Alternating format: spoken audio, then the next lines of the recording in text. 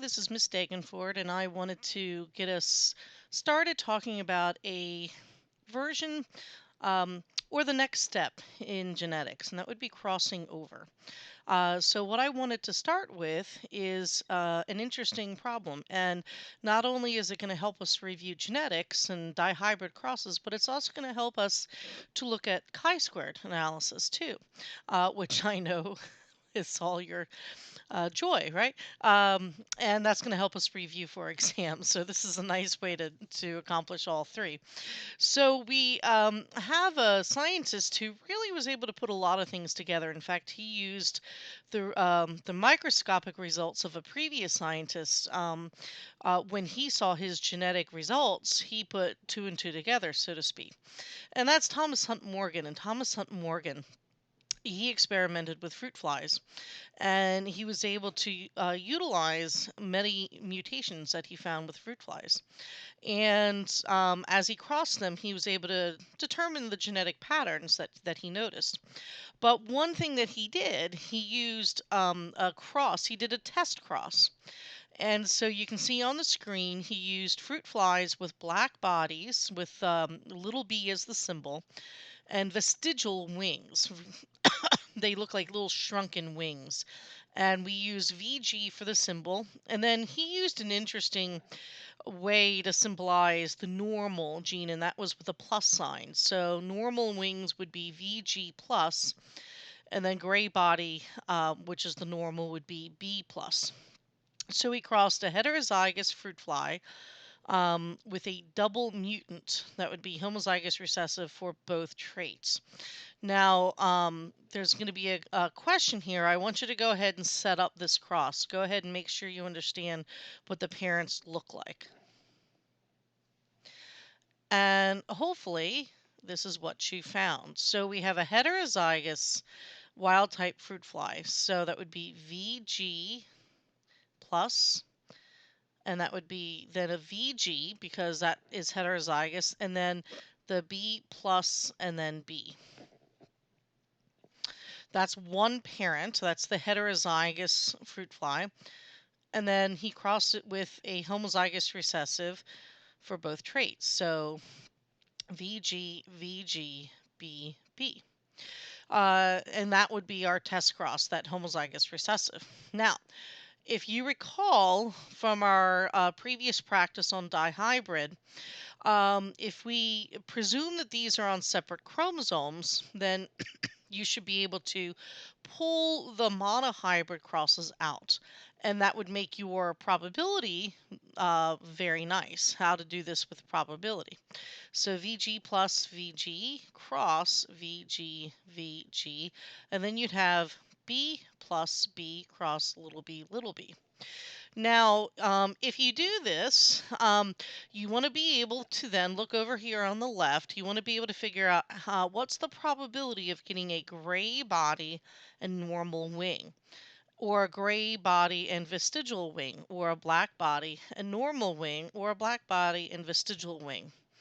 Now, we've done this for a few times, so hopefully you should be able to set this up. And there's going to be a question here. I want you to go ahead. You're going to have to pause and figure this out and find out the probabilities. And if you did this correctly, you should have found out that the probabilities are 1/4, 1/4, 1/4, and 1/4. So that's our expected. And if you want proof, what's the probability of getting a gray body?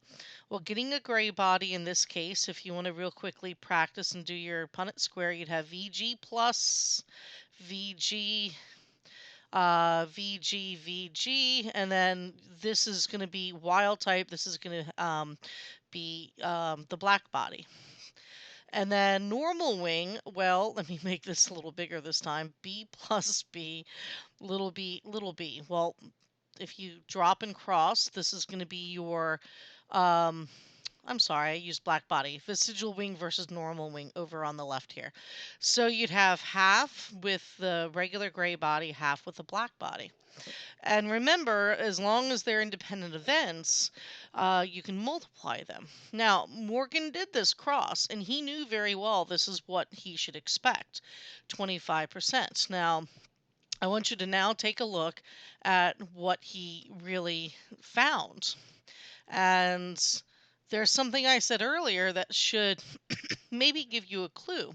And that was the assumption that we make in this cross.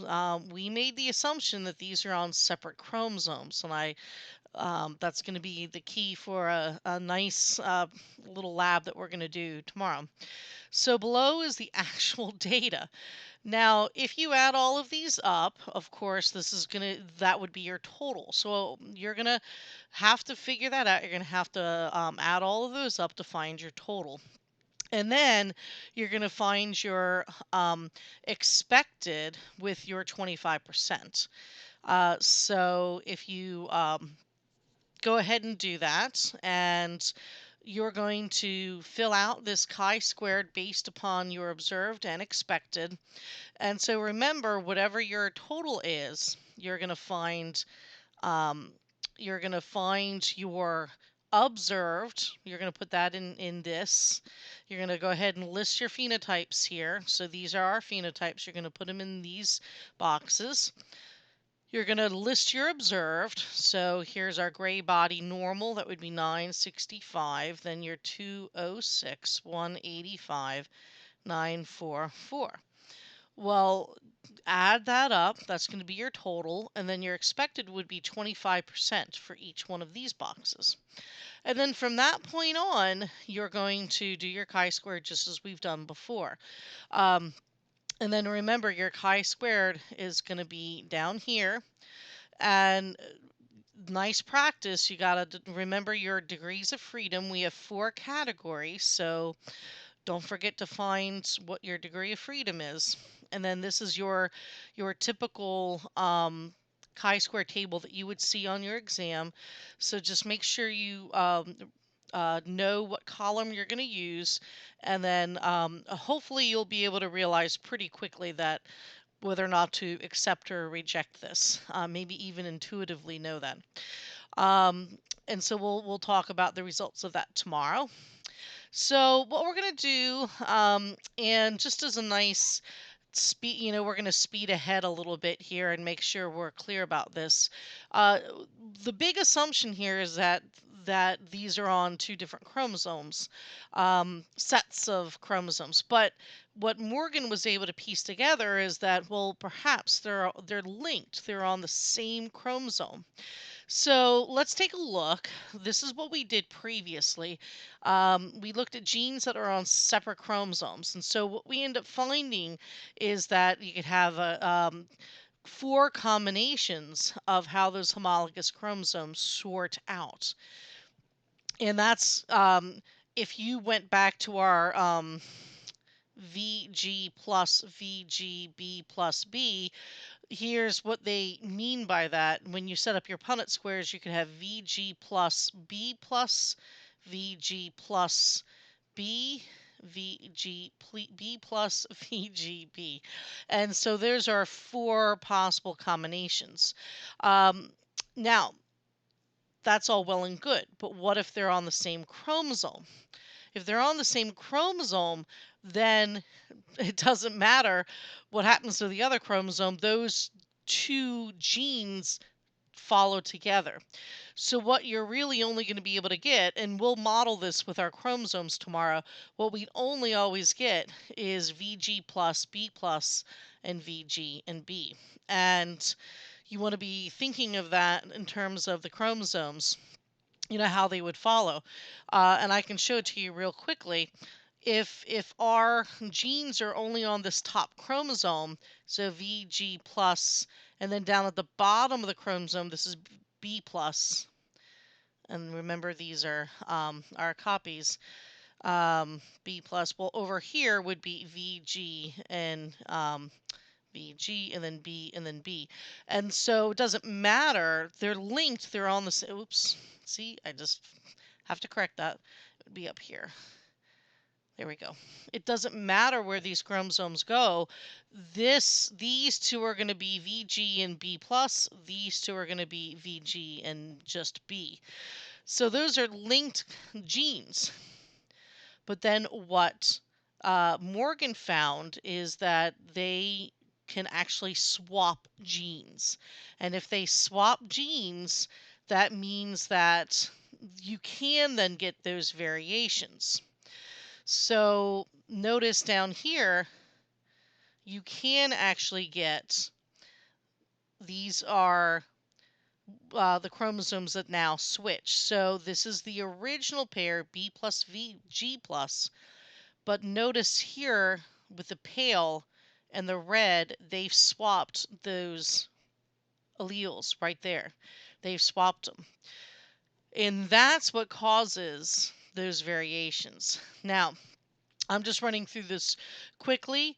We'll be able to model this, but this gives us something to start with because this really caused them a lot of puzzlement at first.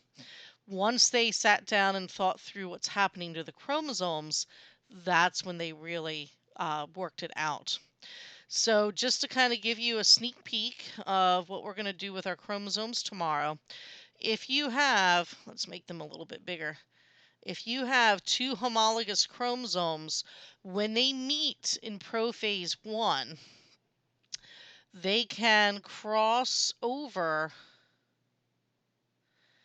in certain spots. So notice right here and right here, they lie next to each other, and this is called synapsis. You'll also hear another term, chiasma, uh, and that's very similar. It's the same idea, just different terminology.